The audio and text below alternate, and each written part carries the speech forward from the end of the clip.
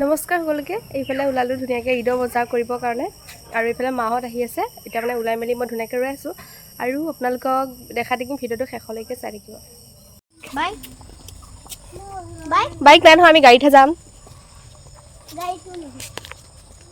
আৰু গোটেই পল্টন গৈ আছোঁ।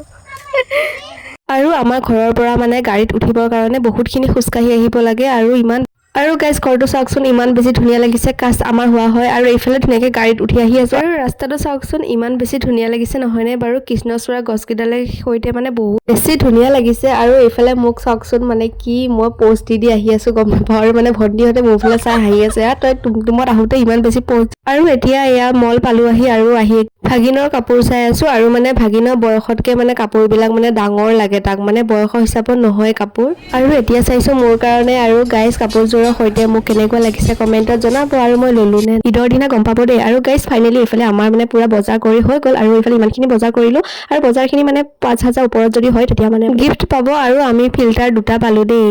আৰু আহিলোঁ আমি এতিয়া এয়া পাৰ্লাৰলৈ, বায়ে থ্ৰেডিং কৰিছে। আৰু এতিয়া ফাইনেলি বজাৰ কৰি মেলি সকলোখিনি হৈ গ'ল। কিবা এটা খাই লওঁ বুলি দোকানলৈ